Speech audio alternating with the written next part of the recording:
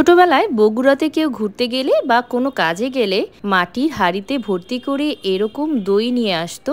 আর সেই দইটা খেতে কিন্তু অনেক বেশি মজা লাগতো। একটু নরম টাইপের হতো দইটা। তবে আজকে আমি সেই দইটাই তৈরি করে দেখাবো, যেটা কিনা মাটির হাঁড়ি ছাড়াই আপনারা ঘরে যে কোনো প্লাস্টিকের পাত্রেই তৈরি করতে পারবেন। আর এই দইটা তৈরি করতে কিন্তু কোনো প্রকার গুঁড়া দুধ অথবা ফুড কালারের প্রয়োজন নেই।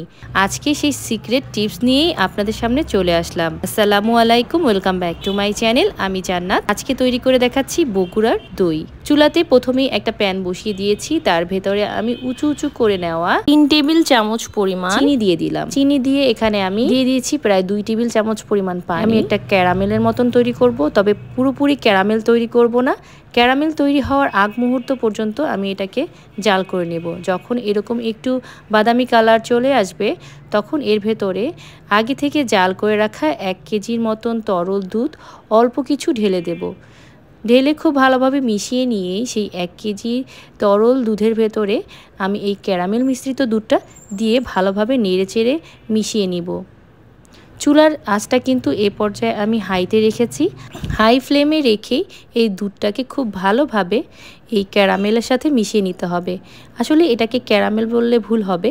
আমরা যদি ক্যারামেল দিয়ে এভাবে দই তৈরি করি তাহলে কিন্তু দইটার টেস্টটা নষ্ট হয়ে যায়। আমরা চেষ্টা করব এই দইটাকে একটু ক্যারামেল হওয়ার আগেই মিশিয়ে নিতে। দেখুন দুধের কালারটা কত সুন্দর এসেছে। খুব ভালোভাবে মেশানোর পর এটাতে যখন একটা বলক চলে আসবে, তখন ওই পর্যায়ে আমি চুলার আঁচটা বন্ধ করে দেব।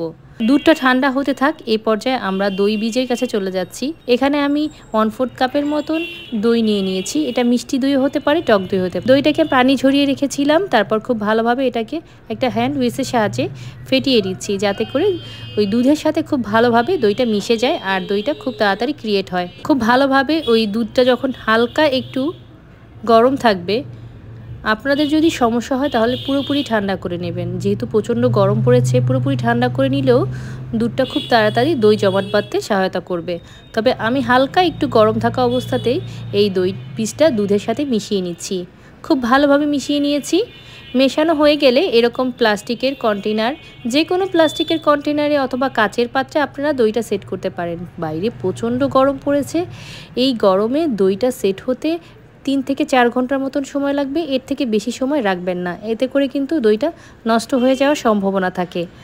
আমি এভাবে একটা টাওয়াল দিয়ে খুব ভালোভাবে ঢেকে এটাকে আমি 3 থেকে 4 ঘন্টা মতন রেখে দিয়েছি। 3 থেকে 4 ঘন্টা পর ফিরে আসবো, আপনাদেরকে দেখাবো দইটা কীরকম হয়েছে। খুব দ্রুত দইটা জমাট বেঁধে যাবে। এই প্রচণ্ড গরমে এভাবে বাসায় যদি দই থাকে, দই দিয়ে কিন্তু ঝটপট আপনারা লাচ্ছি তৈরি করে দিতে পারেন। এই দই খেলে কিন্তু গরমে আপনাদের শরীরটাও অনেকটা ভালো ফিল করবেন। এভাবে তরল দুধ দিয়ে খুব সহজে দই তৈরি করা যায়, আর সেটা হচ্ছে একদম বগুড়ার দই স্টাইলের। দেখতেই পাচ্ছেন কালারটা কত সুন্দর এসেছেন। যারা বগুড়ার দই খেয়েছেন, হাঁড়ি ভর্তি দইগুলো, তারা নিশ্চয়ই জানেন যে এই দইয়ের কালারটা কীরকম হয়। দেখুন একদম বগুড়ার দইয়ের কালারই এসেছে। আর এই বগুড়ার দইটা কিন্তু একটু নরম নরম থাকে, পুরোপুরি কিন্তু একদম জমাট বেঁধে শক্ত হয়ে থাকবে না, এরকমই থাকবে। আর এটাই খেতে কিন্তু খুব বেশি ভালো লাগে। আমি আপনাদের সামনে একটু তুলে শেয়ার করছি। এটা দিয়ে যদি আপনারা লাচ্ছি তৈরি করেন তাহলে কিন্তু খুব ভালো লাগে, অথবা চিরা যদি ভিজিয়ে রেখে এই দইটা দিয়ে খান, খুবই টেস্ট লাগে। আপনাদের শরীরও ভালো লাগবে এবং কলিজাটাও ঠান্ডা হয়ে যাবে, এতটাই ভালো লাগবে। এই গরমে চেষ্টা করবেন যাতে যে সকল খাবারগুলো গরমে খাওয়া হয় সেই খাবারগুলোই খাওয়ার জন্য। এই দেখুন এই পাত্রে দইটাও কিন্তু খুব সুন্দরভাবে সেট হয়ে গিয়েছে। খুব অল্প সময়ে এখন দই তৈরি করে ফেলা যাচ্ছে।